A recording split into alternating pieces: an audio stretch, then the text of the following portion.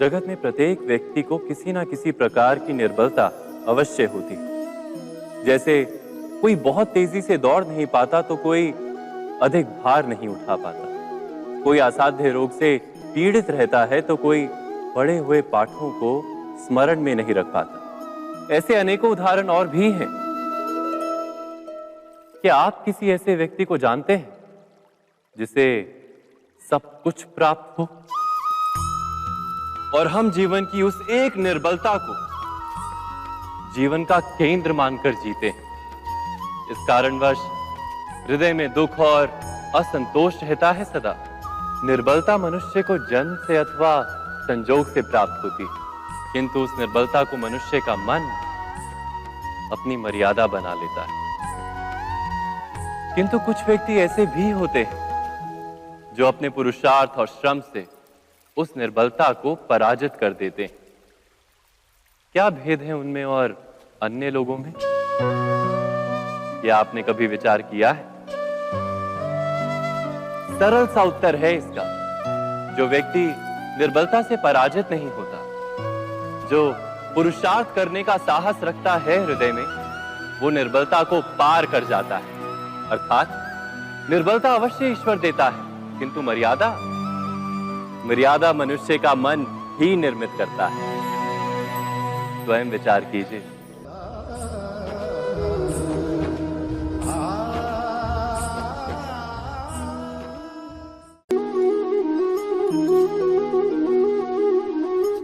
भविष्य का दूसरा नाम है संघर्ष। हृदय में आज इच्छा होती है और यदि पूर्ण नहीं हो पाती तो हृदय भविष्य की योजना बनाता है।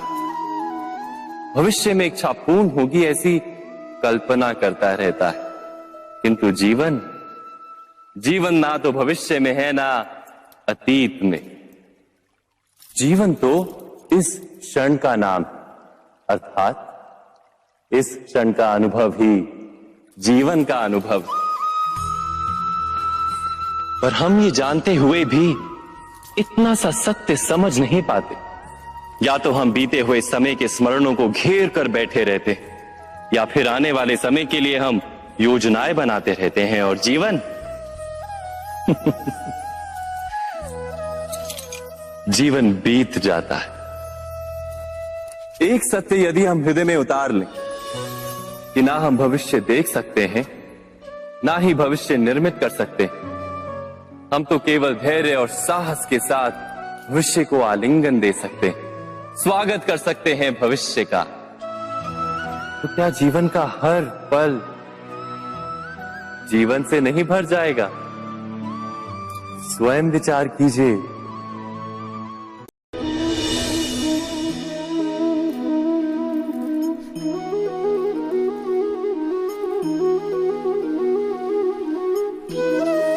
ज्ञान प्राप्ति सदा ही समर्पण से होती है, ये हम सब जानते हैं। किंतु समर्पण का वास्तविक महत्व क्या है? क्या हमने कभी विचार किया? मनुष्य का मन सदा ही ज्ञान प्राप्ति में विभिन्न बाधाओं को उत्पन्न करता है।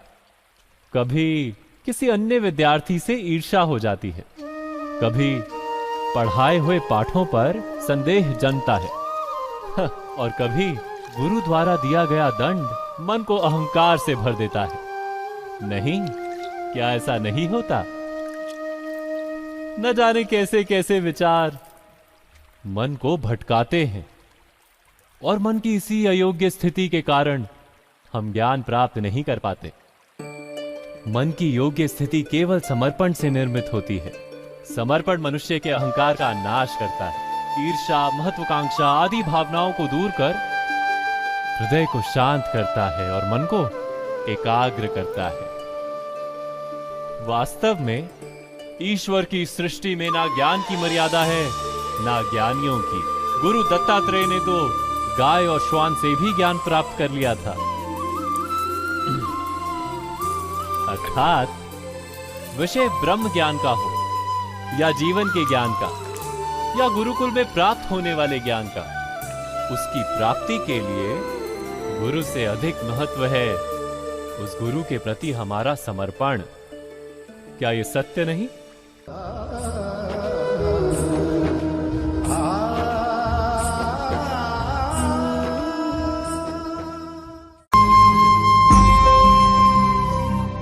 प्रत्येक मनुष्य के जीवन में ऐसा क्षण अवश्य आता है जब सारे स्वप्न, सारी आशाएं, सारे दृश्य ध्वस्त हो जाते हैं। जीवन के सारे आयोजन ही बिखर जाते हैं। एक और धर्म होता है और दूसरी ओर सुख। इसी को धर्म संकट कहते हैं। जब धर्म का वहन ही संकट हो और धर्म का त्याग ही सुख हो। विचार कीजिए, कभी किसी स्वजन के विरुद्ध सत्य बोलने का अवसर प्राप्त हो जाता है, कभी ठीक दरिद्रता के समय सरलता से चोरी करने का मार्ग प्राप्त हो जाता है, कभी किसी शक्तिशाली राजनेता या राजा के कर्मचारी का अधर्म प्रकट हो जाता है। सबके जीवन में ऐसी घटना बनती ही रहती है। अधिकतर लोग ऐसे किसी क्षण को धर्म संकट के रूप में जान ही नहीं पाते। हमें किसी प्रकार के संघर्ष का अनुभव ही नहीं होता। सहजता से सुख की ओर खींचे चले जाते हैं, जैसे मक्खी गुड़ की ओर खींची चली जाती। वास्तव में धर्म संकट का क्षण ईश्वर के निकट जाने का क्षण होता है। यदि हम संघर्षों से भयभीत ना हो, सुख की ओर आकर्षित ना हो, अपने धर्म पर दृढ़ रहे, तो ईश्वर का साक्षात्कार दूर नहीं।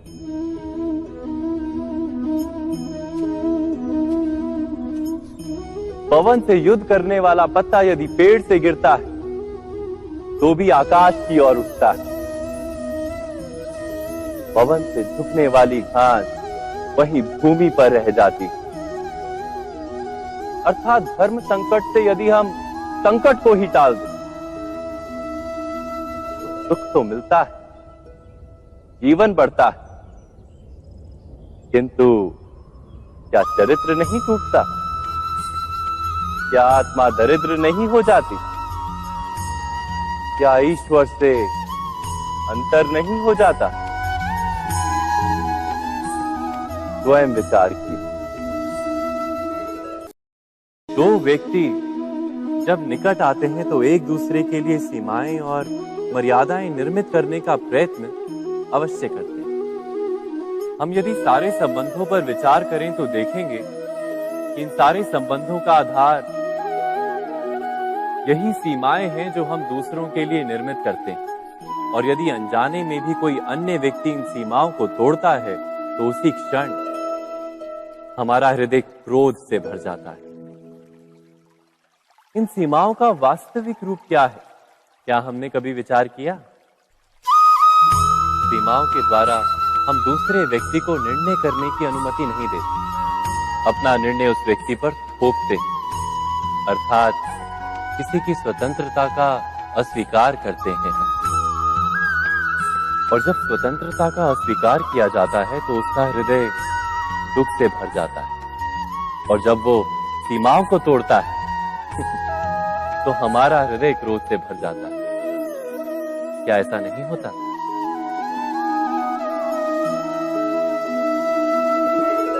पर यदि एक दूसरे की स्वतंत्रता का सम्मान किया जाए तो किसी मर्यादाओं या सीमाओं की आवश्यकता ही नहीं होती। अर्थात जिस प्रकार स्वीकार किसी संबंध का देह है, क्या वैसे ही स्वतंत्रता किसी संबंध की आत्मा नहीं? स्वयं विचार कीजिए। सबके जीवन में ऐसा प्रसंग अवश्य आता है कि सत्य कहने का निश्चय होता है हृदय में, किंतु मुख से सत्य निकल नहीं पाता। कोई भय मन को घेर लेता है। किसी घटना अथवा प्रसंग के बारे में बात करना या फिर स्वयं से कोई भूल हो जाए उसके बारे में कुछ बोलना, क्या ये सत्य है? नहीं, ये तो केवल तथ्य है। अर्थात जैसा हुआ था वैसा केवल बोल देना सामान्य सी बात है। किंतु कभी कभी उस तथ्य को बोलते हुए भी भय लगता है। कदाचित किसी दूसरे की भावनाओं का विचार आता है मन। दूसरे को दुख होगा ये भय भी शब्दों को रोकता है। तो ये सत्य क्या है? क्या हमने कभी विचार किया है? जब भय रहते हुए भी कोई तथ्य बोलता है तो वो सत्य कहलाता है। वास्तव में सत्य कुछ और नहीं, केवल निर्भयता का दूसरा नाम है। और निर्भय होने का कोई समय नहीं होता, क्योंकि निर्भयता आत्मा का स्वभाव है। अर्थात क्या प्रत्येक क्षण सत्य बोलने का क्षण नहीं होता?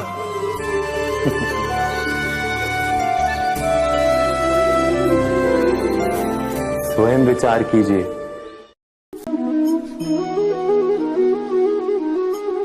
श्रेष्ठता का क्या अर्थ है? श्रेष्ठता का अर्थ है दूसरों से अधिक ज्ञान प्राप्त करना। अर्थात मूल्य इस बात का नहीं कि स्वयं कितना ज्ञान प्राप्त किया, मूल्य इस बात का है कि प्राप्त किया हुआ ज्ञान अन्य लोगों से कितना अधिक है। अर्थात श्रेष्ठता की इच्छा ज्ञान प्राप्ति को भी एक स्पर्धा बना देती है। और स्पर्धा में विजय अंतिम कब होती है?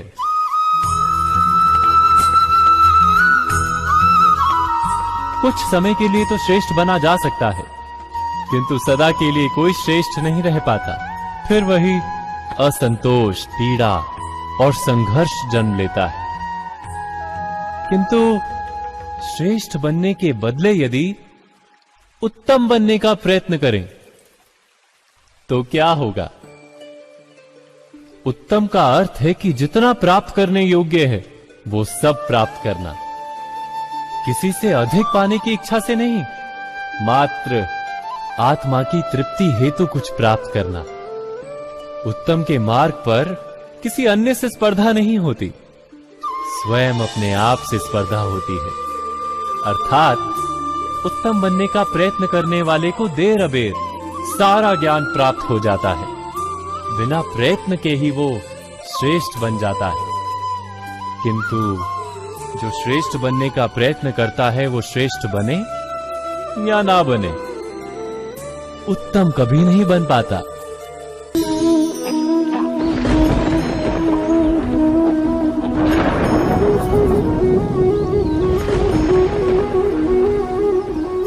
सपनों और पूर्वाभासों के आधार पर हम भविष्य के सुख दुख की कल्पना करते हैं। भविष्य के दुख का कारण दूर करने के लिए हम आज योजना बनाते हैं।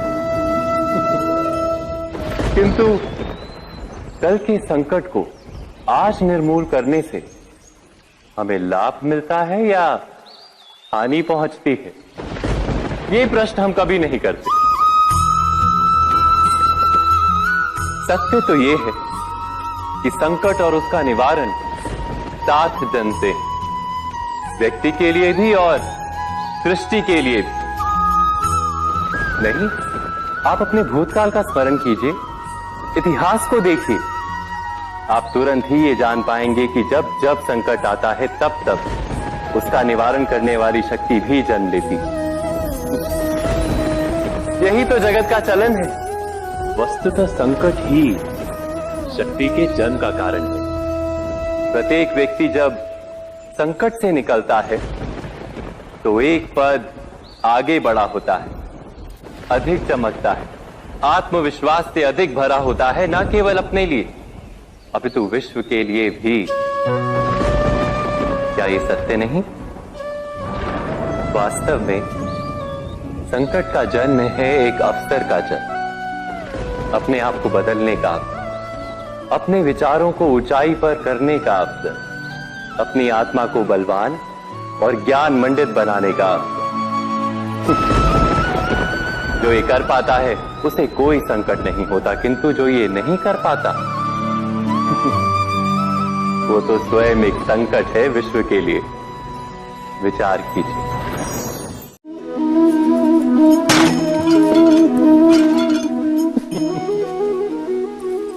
कभी कभी कोई घटना मनुष्य के जीवन की सारी योजनाओं को तोड़ देती और मनुष्य उस आघात को अपने जीवन का केंद्र मान लेता।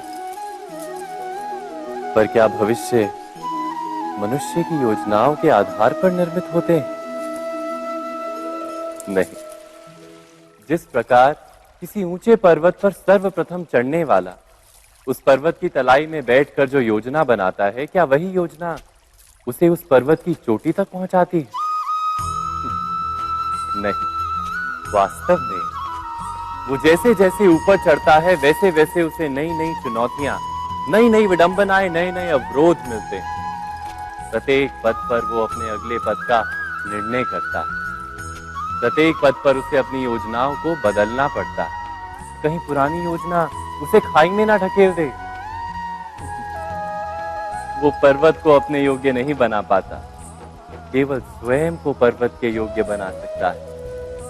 क्या जीवन के साथ भी ऐसा ही नहीं? जब मनुष्य जीवन में किसी एक चुनौती को, एक अवरोध को अपने जीवन का केंद्र मान लेता है, अपने जीवन की गति को ही रोक देता है, तो वो अपने जीवन में सफल नहीं बन पाता और ना ही सुख और शांति प्राप्त कर पाता। अर्थात जीवन को अपने योग्य बनाने के बदले स्वयं अपने को जीवन के योग्य बनाना ही सफलता और सुख का एकमात्र मार्ग नहीं? स्वयं विचार कीजिए।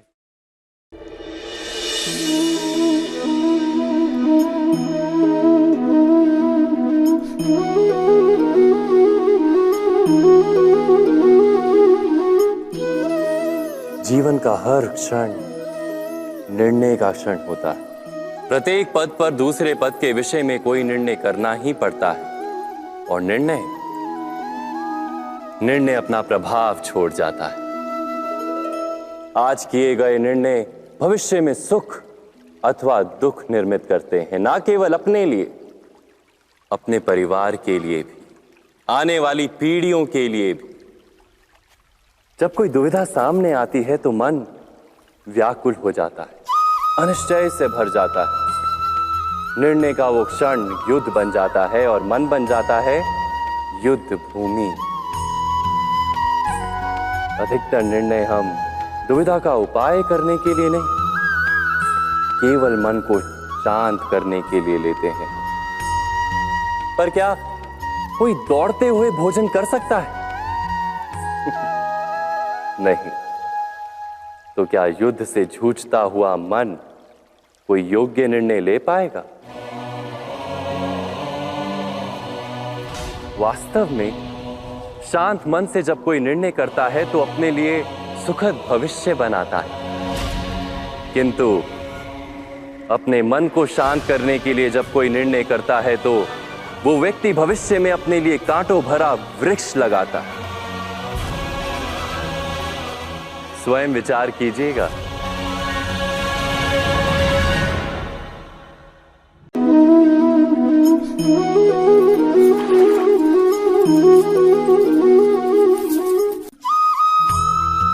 जीवन में आने वाले संघर्षों के लिए जब मनुष्य स्वयं को योग्य नहीं मानता, जब उसे अपने ही बल पर विश्वास नहीं रहता, तब वो सद्गुणों को त्याग कर दुर्गुणों को अपनाता है। वस्तुतः मनुष्य के जीवन में दुर्जनता जन्म ही तब लेती है जब उसके अंतर में आत्मविश्वास नहीं होता। आत्मविश्वास ही अच्छाई को धारण करता है। ये आत्मविश्वास है क्या?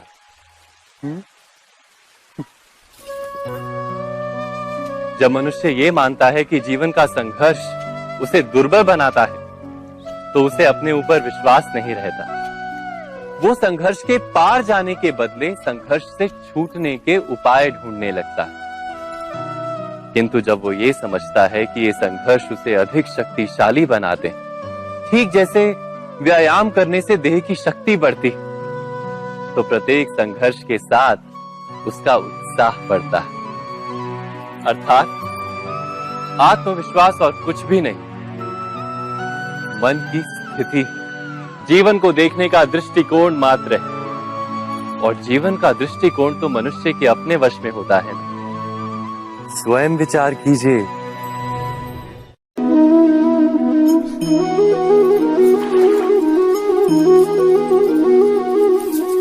पिता सदा ही अपने संतान के सुख की कामना करते, उनके भविष्य की चिंता करते रहते। इसी कारणवश सदा ही अपने संतानों के भविष्य का मार्ग स्वयं निश्चित करने का प्रयत्न करते रहते। जिस मार्ग पर पिता स्वयं चला है, जिस मार्ग के कंकर पत्थर को स्वयं देखा है, मार्ग की छाया, मार्ग की धूप को स्वयं जाना है, उसी मार्ग पर उसका पुत्र भी चले, यही इच्छा रहती है हर पिता की। निस्संदेह उत्तम भावना है ये, किंतु 3 प्रश्नों के ऊपर विचार करना हम भूल ही जाते हैं। कौन से प्रश्न? प्रथम प्रश्न, क्या समय के साथ प्रत्येक मार्ग बदल नहीं जाते? क्या समय सदा ही नई चुनौतियों को लेकर नहीं आता? तो फिर बीते हुए समय के अनुभव नई पीढ़ी को किस प्रकार लाभ दे सकते हैं? दूसरा प्रश्न, क्या प्रत्येक संतान अपने माता पिता की छवि होता है? हाँ, संतानों को संस्कार तो अवश्य माता पिता देते हैं, किंतु भीतर की क्षमता तो ईश्वर देते हैं। तो जिस मार्ग पर पिता को सफलता मिली है, विश्वास है कि उसी मार्ग पर उसकी संतानों को भी सफलता और सुख प्राप्त होगा। तीसरा प्रश्न, क्या जीवन के संघर्ष और चुनौतियां लाभकारी नहीं होती? क्या प्रत्येक नया प्रश्न एक नए उत्तर का द्वार नहीं खोलता? तो फिर संतानों को नए नए प्रश्नों, संघर्षों और चुनौतियों से दूर रखना, ये उनके लिए लाभ करना कहलाएगा या हानि पहुंचाना? अर्थात जिस प्रकार संतान के भविष्य का निर्माण करने के बदले उसके चरित्र का निर्माण करना श्रेष्ठ है, वैसे ही संतानों के जीवन का मार्ग निश्चित करने के बदले उन्हें नए संघर्षों के साथ जूझने के लिए मनोबल व ज्ञान देना अधिक लाभदायक नहीं होगा?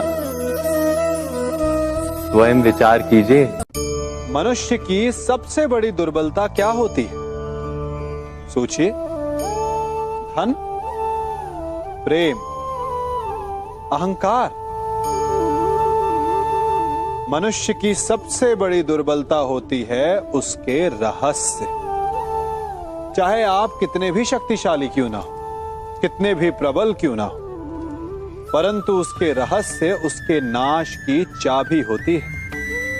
इसलिए यदि प्रबल रहना है, शक्तिशाली रहना है, समर्थ रहना है, तो अपने रहस्य को किसी को भी ना बताएं, ना मित्र को और ना ही शत्रु को, क्योंकि समय पड़ने पर कब कौन शत्रु हो जाए ऐसा कहना संभव नहीं।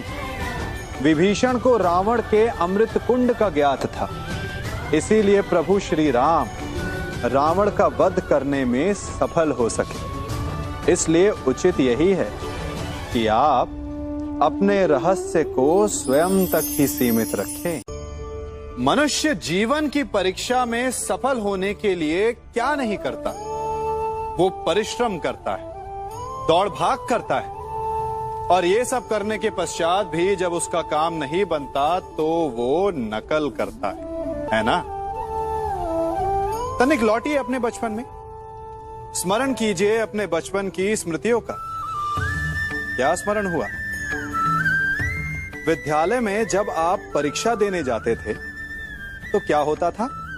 आप ना सहे, परंतु कोई ना कोई सफलता पाने के लिए नकल करता ही था और उत्तीर्ण भी हो जाता था, है ना? परंतु जीवन की परीक्षा ऐसी नहीं होती। नकल करने वाला सफल नहीं होता। कारण विद्यालय में सबके प्रश्न पत्र एक होते थे, परंतु जीवन के प्रश्न पत्र और उनकी कठिनाई सबके लिए भिन्न होती, तो निश्चित रूप से उनके उत्तर भी भिन्न होंगे ना। इसलिए यदि आपको जीवन में सफलता पानी है तो नकल ना कीजिए, स्वयं के प्रश्नों का उत्तर स्वयं ढूंढिए और सफलता आपकी ही होगी। मनुष्य का जीवन हार और जीत विजय और पराजय, सफलता और असफलता के मध्य झूलता रहता है। आपके साथ भी ऐसा होता होगा, है ना? जब आप सफल होते हैं, किसी चुनौती पर विजय पाते हैं, तो मन प्रसन्नता से आनंद के उपवन में झूमने लगता है। और जब आप असफल होते हैं, तब मन दुख और पीड़ा के सागर में डूबने लगता है। परंतु वास्तव में सफलता और असफलता है क्या? तनिक ध्यान से सोचिए। ये केवल हमारी मनोस्थिति मात्र है। हमारी पराजय तब नहीं होती जब हमारा शत्रु विजय प्राप्त कर ले। हमारी पराजय तब होती है जब हम पराजय स्वीकार कर लें। हम असफल तब नहीं होते जब हम लक्ष्य ना पा सके।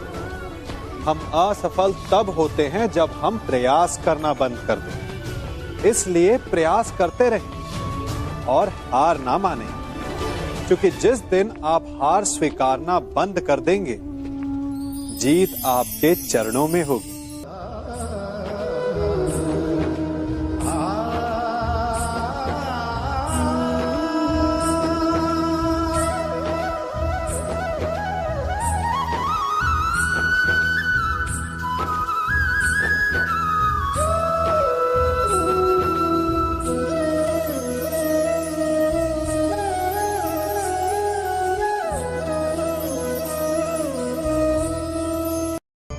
आप सबने बरगद के वृक्ष को तो देखा ही होगा। क्या आपको ज्ञात है, बरगद के वृक्ष के बीज का आकार राई से भी छोटा होता है, परंतु बरगद का वृक्ष संसार के महाकाय वृक्षों में जाना जाता है। जब उसका जन्म होता है, तब उसमें वो जटाएं, वो शाखाएं नहीं होती, परंतु जैसे जैसे उसका विस्तार होता है, जैसे जैसे वो अधिक शाखाओं का भार उठाता है, अधिक पत्तियों का सृजन करता है, वैसे वैसे उसकी शाखाएं जटाएं बनकर जड़ तक पहुंचती है और इस वृक्ष को सहारा देती है। ये जीवन का बहुत महत्वपूर्ण पथ है। बिना लोभ लालच शुभ कार्य करें, अन्य लोगों की सहायता करें। धीरे धीरे आपने जिनकी सहायता की, वो आपके सहायक बनते जाएं, आपकी जड़ों को और बलशाली बनाएंगे, आयु मान और आकार बढ़ाएंगे। सहजीवन, सहायता और निष्काम कर्म आपको मृत्यु के पश्चात भी मरने नहीं देगा, आपको अमर रखेगा। हमारा शरीर प्रकृति का एक महान आविष्कार है। इससे जटिल संरचना संसार में और कोई नहीं। हमारा शरीर जितना जटिल है, यदि इसे ठीक से जाना जाए तो इससे अधिक सरल ज्ञान देने वाला और कोई नहीं। हमारे शरीर में 5 इंद्रियां होती हैं, जो हमें भाव, गुण और वस्तुओं का बोध कराती हैं। हमारे पास आंखें हैं, नाक है, स्पर्श के लिए त्वचा है, कान है और जीभा है। सबका भिन्न भिन्न कार्य है। आंखों से देखना, कानों से सुनना, नथनों से श्वास लेना, त्वचा से स्पर्श करना और जीभा से स्वाद लेना। परंतु क्या आपने कभी सोचा कि प्रकृति ने हमें 2 आंखें दी, 2 नथने दी, 2 कान दी, स्पर्श के लिए ये पूरा शरीर दिया, परंतु जीभा केवल 1 दी? ऐसा क्यों? क्योंकि प्रकृति चाहती है कि हम देखें अधिक, सुने अधिक और ज्ञान अधिक अर्जित करें, बोले कम। क्योंकि अधिक वाचाल नाश को निमंत्रण देता है। स्मरण रखिएगा।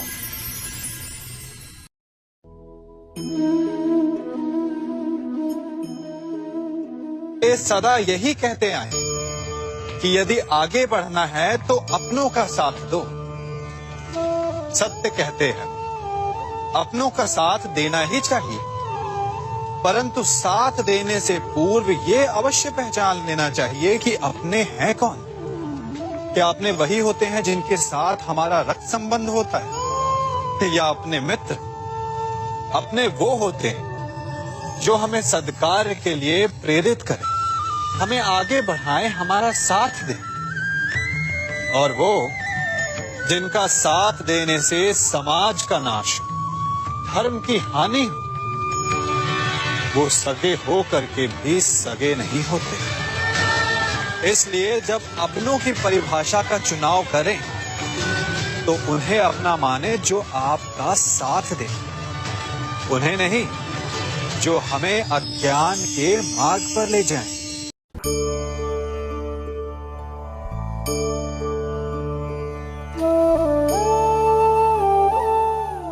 आप जिनसे प्रेम करते हैं सदा उनके समीप रहना चाहते हैं, नहीं चाहते कि कभी अपनों से दूर होना पड़े, बिछड़ना पड़े।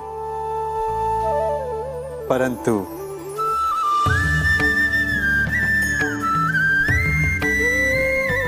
एक समय के पश्चात अपनों से दूर हो जाना उन्नति के लिए आवश्यक है। आप माता पिता हैं ना, यदि आप अपनी संतान के जीवन के हर पग पर उनका मार्गदर्शन करते रहेंगे तो आपकी संतान स्वयं मार्ग चुनना कैसे सीखेगी? मार्ग के कांटों से स्वयं को बचाना कैसे सीखेगी? इसीलिए एक समय के पश्चात अपनों से बनाई गई दूरी सदा लाभदायक रहती है। आज मैं आप सबको एक कथा सुनाता हूं। एक दिन प्रातः एक व्यापारी अपने घर से निकला। घर से निकलते ही एक बिल्ली ने उस व्यापारी का मार्ग काट दिया। व्यापारी घबरा गया, वो फिर से घर लौट गया और शुभ घड़ी की प्रतीक्षा करने लगा। और जब वो पुनः अपने घर से निकला तब वो वाहन जा चुका था जिससे राजा तक पहुंचकर उसे भेंट देनी थी। राजा को भेंट नहीं मिली। राजा क्रोधित हो गए। राजा ने उस व्यापारी का व्यापार बंद करवा दिया। इस कारण व्यापारी क्रोधित होकर घर पर अपनी पत्नी से लड़ बैठा। पत्नी अपने बच्चों समेत मैके वापस चली गई और उस व्यापारी के जीवन में यदि कुछ रह गया था तो केवल अंधकार। और इन सब का कारण वो उस बिल्ली को मानता रहा जिसने उसका मार्ग काटा था। ऐसा ही एक दूसरा व्यापारी राजा को भेंट देने निकला और उस व्यापारी का मार्ग भी एक बिल्ली ने काट दिया। वो व्यापारी तनिक घबराया, परंतु उसने आगे बढ़ना अधिक उचित समझा। राजा तक वो समय पर पहुंचा। उसने राजा को भेंट दी। राजा प्रसन्न हुए और राजा ने व्यापारी को अपना व्यापार बढ़ाने की अनुमति दी, स्वर्ण आभूषण दी। जब व्यापारी घर पर पहुंचा तो पत्नी को आभूषण और अपने बच्चों को देने के लिए वस्त्र थे उसके पास। हर ओर प्रसन्नता थी। समझ रहे हैं ना? दोनों के साथ एक ही प्रकार की घटना हुई, परंतु दोनों की प्रतिक्रिया भिन्न थी। ऐसा ही हमारा जीवन भी है। हमारे जीवन में प्रारब्ध का अपना स्थान है, परंतु उससे कई अधिक महत्वपूर्ण हमारी प्रतिक्रिया, हमारे सोच का प्रभाव है, क्योंकि यही हमारे जीवन को आकार देते हैं। इसलिए अपनी सोच को सकारात्मक रखिए। आपका जीवन सदैव आनंदमय।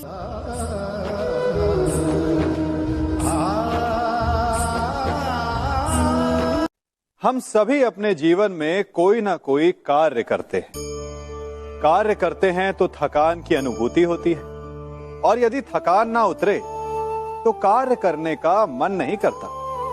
हम आशा करते हैं कि कदाचित एक दिन में 24 के स्थान पर 26 घंटे होते तो आराम करने के लिए हमें और अधिक समय मिल जाता। हमें ऐसा अनुभव होता है कि हम बहुत अधिक कार्य कर रहे हैं, है ना? परंतु क्या आपने कभी सोचा है कि जो लोग संसार में सफल हैं, उनके पास भी सफल होने के लिए दिन में केवल 24 घंटे थे। तो फिर वो सफल क्यों हैं? इसका एक छोटा सा रहस्य है।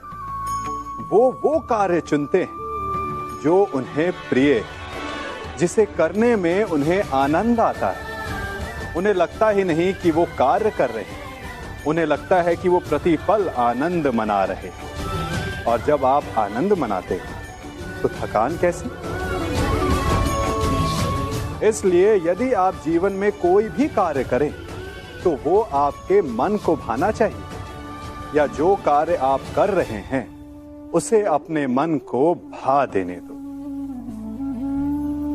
सफलता आपको मिलेगी। कभी सोचा है हमारा जीवन भी उस रेत की घड़ी की भांति है? जो रेत नीचे गिर चुकी है वो हमारा अतीत है, जो अब भी ऊपर है वो हमारा आने वाला भविष्य है, और वर्तमान ये संकुचित स्थल है जहां से धीरे धीरे करके रेत गिर रही है। अर्थात हमारे पास जीने के लिए यही एक क्षण है। उसका उपयोग कैसे करना है ये हम पर निर्भर करता है। जो बीत गया उसका दुख मनाना है, या जो भविष्य में होने वाला है उसकी प्रतीक्षा में क्रोध करना है। सब कुछ करने के लिए यही एक क्षण है। प्रसन्न रहना है तो उसके लिए भी यही एक पल है। प्रतीक्षा करते रहोगे तो ये पल भी भूतकाल में बदल जाएगा। इसलिए आनंद के लिए, परोपकार के लिए प्रतीक्षा ना कीजिए।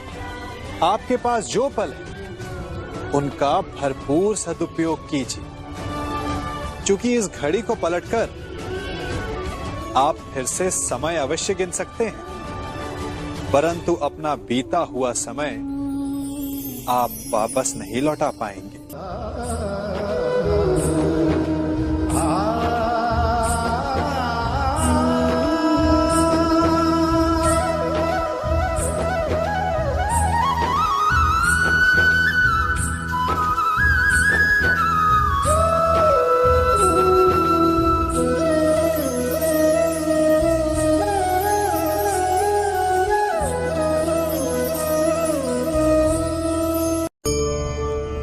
मनुष्य भी बड़ा विचित्र प्राणी है। अपनों से नीचे के स्तर के लोगों को वो हे दृष्टि से देखता है, उनका उपहास उड़ाता है, उनसे बार बार कहता है कि तुम्हारा कुछ नहीं हो सकता, तुम भविष्य में कुछ नहीं कर पाओगे।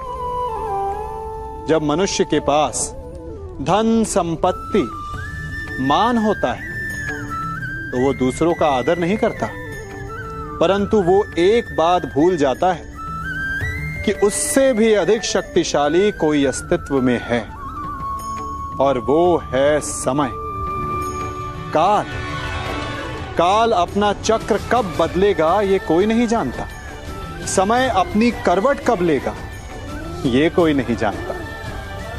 कोयला भी समय के साथ साथ हीरे में परिवर्तित हो जाता है। इसलिए जीवन में कभी भी किसी का भी उपहास नहीं उड़ाना चाहिए।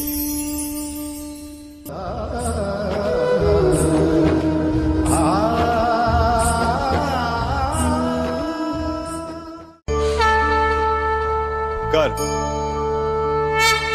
अभिमान और अहंकार, ये तीनों सुनने में एक जैसे लगते हैं, परंतु तीनों का अर्थ भिन्न होता है और परिणाम भी। तीनों का आरंभ प्रेम से होता है। स्वयं से प्रेम, परिश्रम हमारे मन में गर्व को जन्म देता है, और सफलता अभिमान जगाती है। यहां तक ठीक है, परंतु जब ये भावना अहंकार बन जाती है तब वो समस्या बन जाती है, क्योंकि सबसे बुरा अंत अहंकारी का ही होता है। परंतु मनुष्य के लिए पहेली यही है कि पहचाना कैसे जाए कि अहंकार जग गया है और उसका दमन आवश्यक है। इसका उत्तर मैं नहीं, आपका मन देगा। जब तक आप स्वयं से प्रसन्न हैं, जब तक आप सबसे ऊंचा उठने का प्रयास कर रहे हैं, तब तक ठीक है। परंतु जब आपके मन में दूसरों को नीचा समझने का भाव आ जाए तो सावधान हो जाइए, क्योंकि यही अहंकार है जो वास्तव में आपको हीन कर रहा है।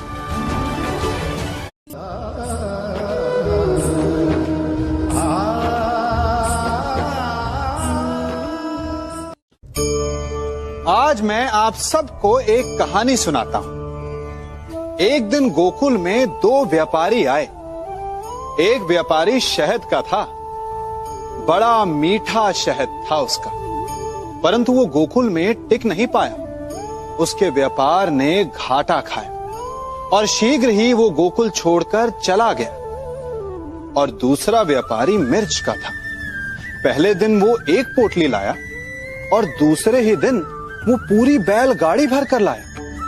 और धीरे धीरे पूरी मथुरा में उसकी धाक जम गई। मुझे बड़ा आश्चर्य हुआ, तो मैंने बाबा से पूछा कि ऐसा क्यों कि एक मीठे शहद का व्यापारी कंगाल हो गया और एक मिर्च का व्यापारी धीरे धीरे नगर सेठ बन गया।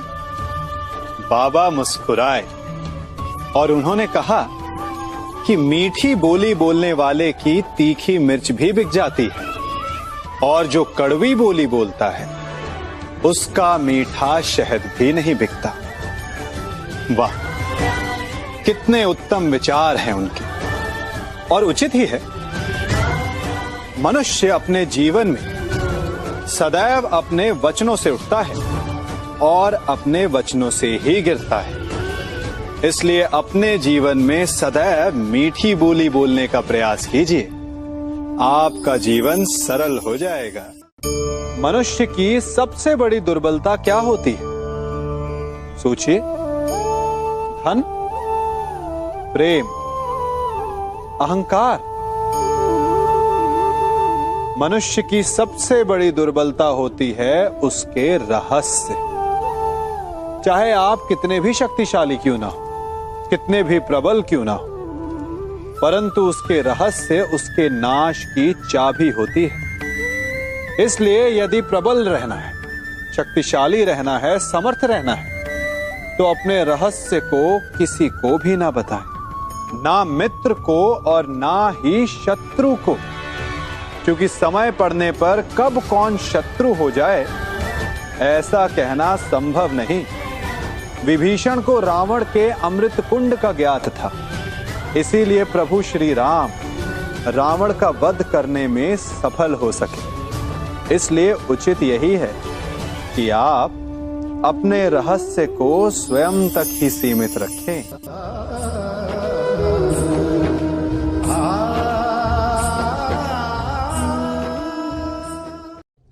युवा अवस्था भी हमारे जीवन का कितना सुंदर काल होता है ना। बाहु में बल, मन में कुछ बड़ा कर जाने की चाह, आंखों में भविष्य के सुंदर और कोमल सपने। और इसी अवस्था में मनुष्य के भीतर पनपता है प्रेम। किसी को देखकर उस पर मन मोहित हो जाता है और फिर मनुष्य अपना सब कुछ उस पर न्यौछावर कर देना चाहता है। फिर प्रेम की परिणति होती है विवाह में। क्यों? सबको अपने खट्टे मीठे संस्मरण स्मरण हुआ है ना। परंतु यहीं से अधिकतर माता पिता और संतान के मध्य विचारों का विरोध प्रारंभ हो जाता है।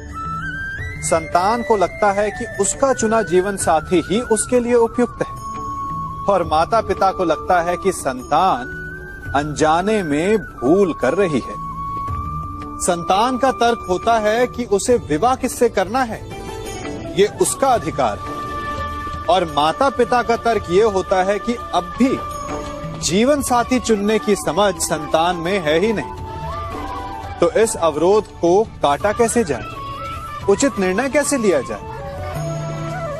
इसका एक ही मार्ग है, अपने उत्तरदायित्व का भान और अपनों से बड़ों के मापदंडों का भान।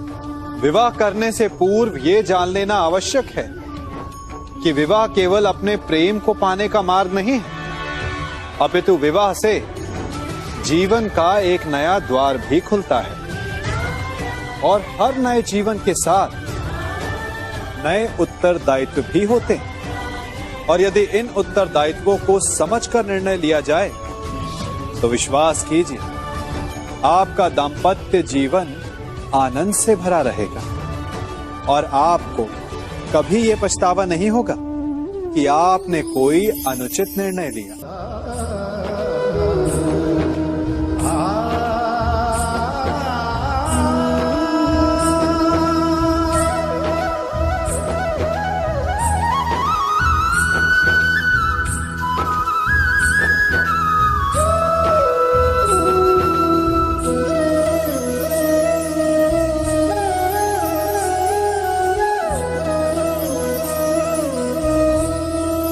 जब सागर का जल वाष्प बनकर उड़ता है तब वो हमें दिखाई नहीं देता। मेघ उस जल को अपने भीतर छिपा लेते हैं, लंबी यात्रा करते हैं, प्रयास करते हैं कि वो जल सदा उनके भीतर छिपा रहे, परंतु जब वायु का वेग उन्हें उड़ाकर किसी पर्वत से ले जाकर के टकरा देता है, तब उन मेघों को बरसना ही पड़ता है, क्योंकि यही नियति है, यही प्रकृति है। क्योंकि जल को सागर में जाकर मिलना ही है। ठीक ऐसा ही हमारे साथ भी होता है।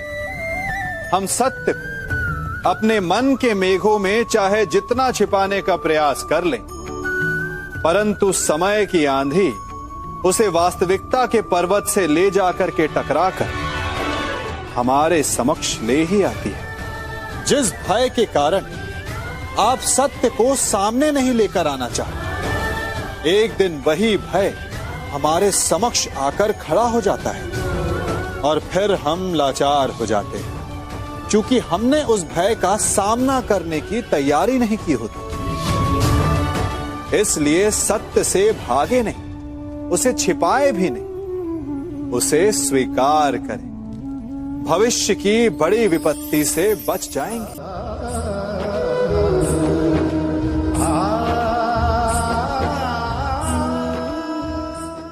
कभी कभी आप सबके जीवन में एक ऐसी विचित्र समस्या अवश्य आती है कि शक्तिशाली के समक्ष मौन हो जाओ। कि उस शक्तिशाली से विवाद करने से बचने के लिए आप मौन रह जाते। मानता हूं, ऐसा करने से आप एक विवाद से बच जाते, एक संघर्ष से बच जाते, परंतु ऐसा बचाव एक बड़े संघर्ष को जन्म दे देता है। कैसे? हमारा मौन रहना अनजाने में उसका समर्थन बन जाता है, और वो स्वयं को अधिक शक्तिशाली अनुभव करता है, और यहां से हमारा दमन प्रारंभ हो जाता है।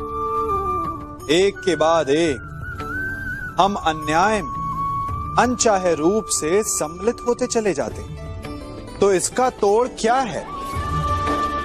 ये समझने के लिए ये जानना आवश्यक है कि ऐसी कौन सी बात है जो आपको विरोध करने से रोकती है।